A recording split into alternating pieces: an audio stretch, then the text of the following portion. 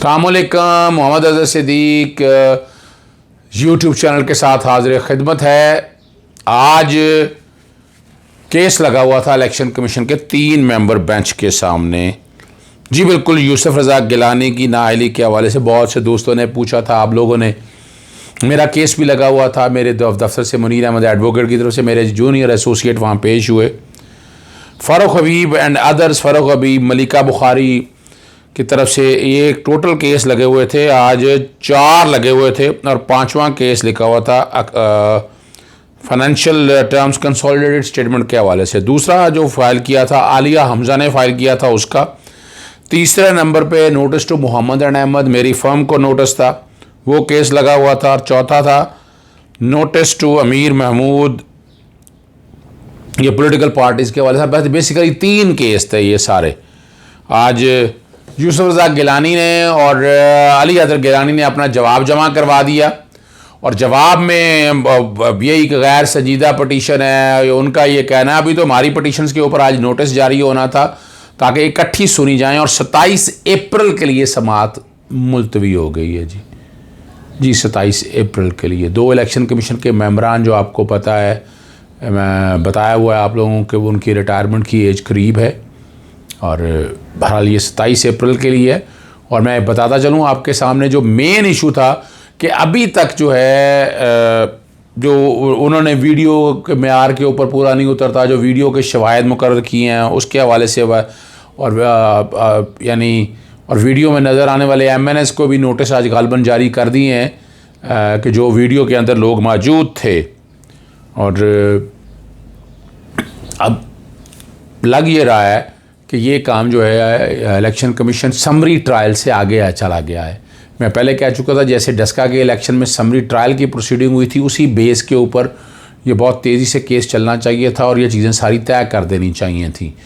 यूसुफ रज़ा गिलानी के हवाले हफीज़ शेख अभी तक इलेक्शन पटिशन लेकर नहीं आए, जो मैं बार बार मैं कह रहा हूँ और ये रिकॉर्ड का हिस्सा बनाता जा रहा हूँ कि ये बुनियादी तौर के ऊपर ये सारी चीज़ें सामने आनी हैं ताकि जो हमारे हफीज़ शेख साहब हैं वो आगे लेके आएँ, चैलेंज करें इलेक्शन पटिशन में। यहाँ जो कि दायरा इख्तियार बड़ा लिमिटेड सा हो गया है। डस्का के इलेक्शन का जो फैसला जब तफसीली आएगा वो पैरामीटर्स तय करेगा कि इलेक्शन कमीशन, उसी तरह के शवाहिद सेनेट के इलेक्शन के अंदर भी मौजूद थे, लेकिन इलेक्शन कमीशन ने अपने दायरा इख्तियार को इस्तेमाल नहीं किया।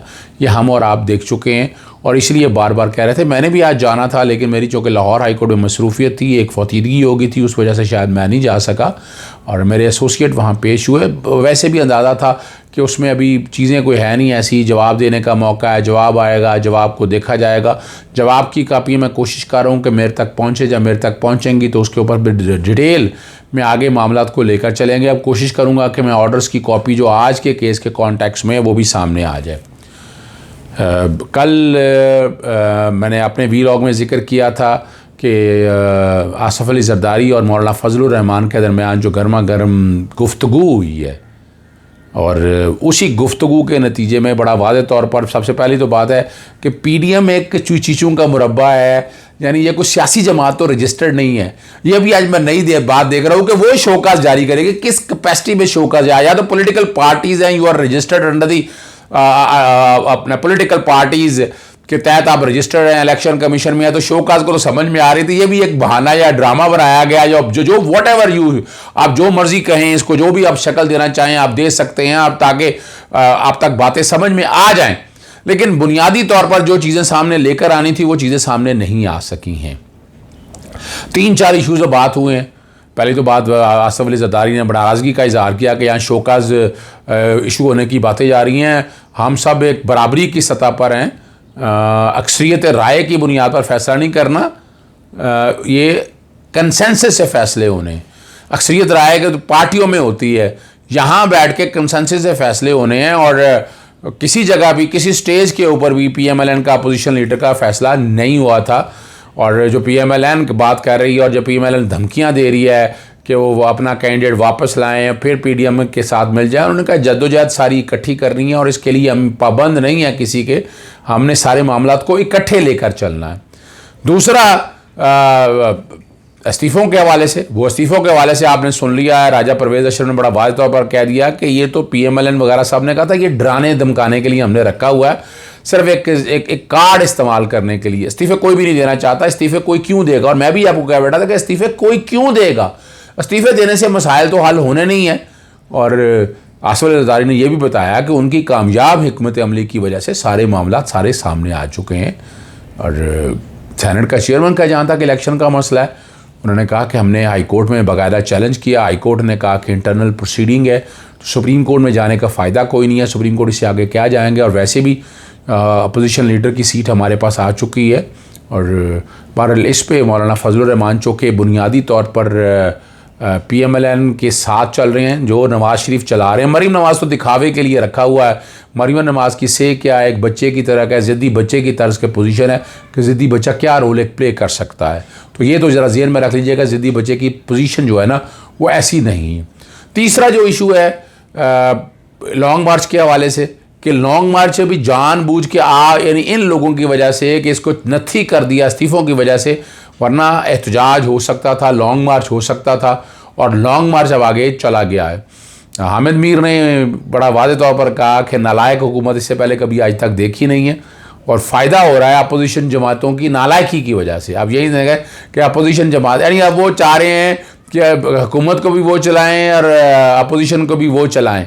लेकिन आसिफ अली ज़रदारी एक ज़ीरक सियासतदान है। मेरी पीपल्स पार्टी में दोस्तों से अगर बात हुई है तो उन्होंने बड़ा क्लियर स्टैंड कहा कि हम जमहूरी रवैयों पे यकीन रखते हैं।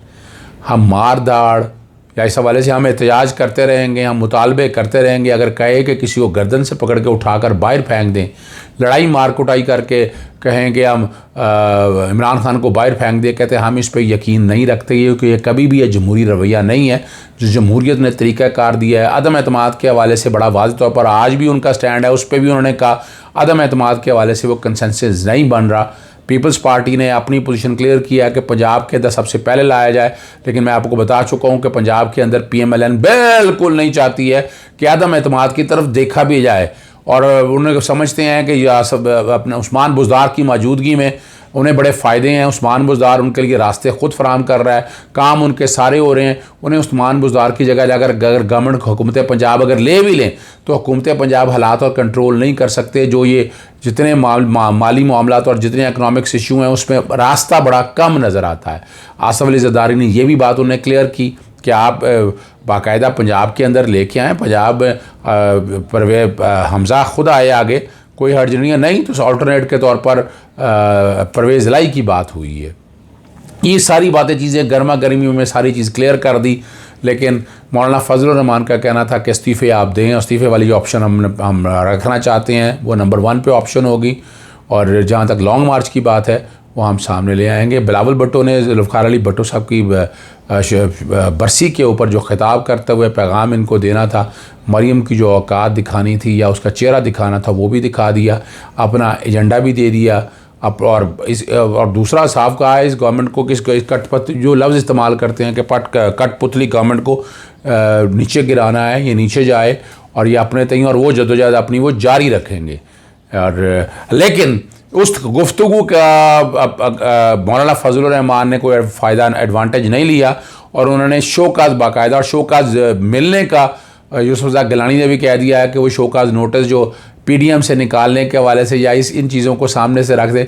मैं फिर बताता चलूँ कि PDM की आइनी और कानूनी कोई हैसियत नहीं है। ये चीज़ों का मुरब्बा कह रहे हैं, 4-5 लोग आपस में बैठ के एक इत्तेहाद सा बना लें, लेकिन उसकी अपनी आइनी और कानूनी हैसियत है ही कोई नहीं है।